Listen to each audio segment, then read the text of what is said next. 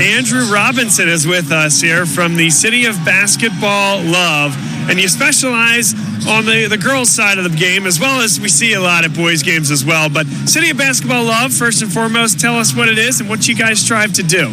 Sure, we're a website down. We're based out of the Philadelphia area. We cover District 1, District 12, and some of the independent Interact and Friends School League down their way, along with the City 6 colleges and smaller Division 2, Division 3 schools in the area. Just kind of to highlight athletes, games, trends. Just if it's basketball related, we're probably covering it. You sure are. We see you guys all over. And Andrew, when you talk about this game, Archbishop Carroll, it's a very proud program, one that has been at the top before and will be at the top again, and they have a chance to win a state title here today. What stands out to me, what stands out with the score, is their ability to keep their opponents off the scoreboard. Yeah, that's kind of been their MO all season, but especially in the postseason. You know, they're not a super high-scoring team, but they're just rigid and disciplined on defense. You're not going to get anything easy on them, and they're going to make you work for every point. And that's kind of what you've seen so far here. I mean, I don't think either team has really had what you would call a good shot or a clean shot, and that's just, I mean, Cedar Cliff's a really good defensive team too, so this isn't going to be a high-scoring game. It's probably going to be within a possession or two the rest of the way. A couple things in terms of what stood out to me was the ability to box out, and really until the last 2.5 minutes of the first half, it was one and done for Cedar Cliff. A couple of those last minute buckets for Cedar Cliff was when they did get to the glass. So what stands out to you?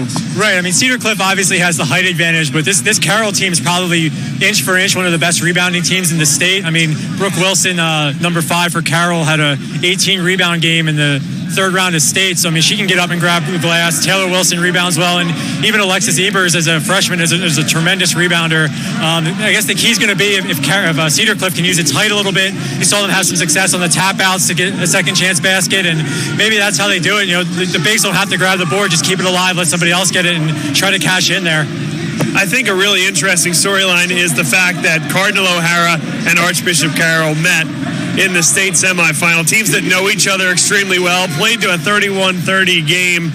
Was that an emotional moment for Archbishop Carroll, and what was that game like from your eyes? Yeah, I think so. I mean, when they met in the regular season, Carroll led the game 15-0, and then O'Hara just kind of whittled their way back into it and ended up beating them in the regular season. It was a big win, and I know that Carroll players really wanted another crack at them just to kind of prove that wasn't how that game should have gone. And, I mean, anytime you put those two teams together, they're so familiar with each other. The fact that it was a one-point game was really fitting, but I think it was big for this Carroll team that played such a tough schedule early in the year to show that they could win that kind of game and get back here. You know, Taylor Wilson was here in 2019. Nobody else on the team has played in the state final, so it was big for them to show that they had a team capable of doing it.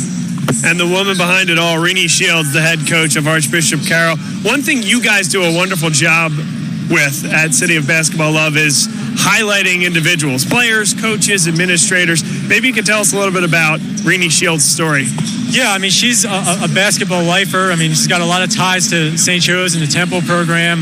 You know, her daughters were star players at Carroll. They're assistant coaches now, and they've been around the game. I mean, she's just really, really good at getting the most out of her team every year, whether they have, you know, a standout player or just a lot of really solid players. They've got some multi-sport athletes that you wouldn't be able to tell that basketball was maybe their second or third sport. She just, every year, whoever comes in the gym, you know they're going to have a team that plays really good defense, and they're going to be capable of extending their season well into states.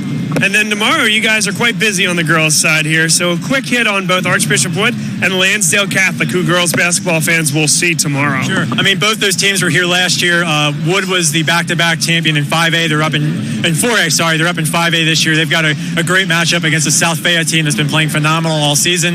That'll be a really interesting game to be, you know, the last game of the year for PIAA girls basketball. And then at noon, you've got Lansdale Catholic, which lost in the 4A championship to Wood last year. They're back in the 4A final. They're playing a Blackhawk team that lost one of its best players to injury before the playoffs began, and they've just kind of fought and scrapped their way here. LC's been dominant all year. You know, Gabby Casey's been playing like one of the best players in the state to lead LC here. They won their first PCL championship this year. They're looking to cap it off with their first state title.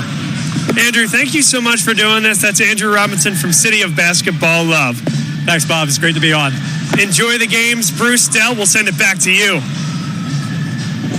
Okay, Bob, thanks a lot. And thanks to Andrew. I tell you, a lot of good information from Andrew. And, you know, we do have a lot of, you know, Philadelphia Catholic League and, you know, City of Basketball Love just like we do LL Hoops. Yeah, they do a great job in that area. There's no doubt. We check their information for District 1 and District 12. I mean, they're one of the few websites that cover, the Inquirer doesn't cover as much high school, if any, high school basketball anymore. So they found a really nice niche in that area.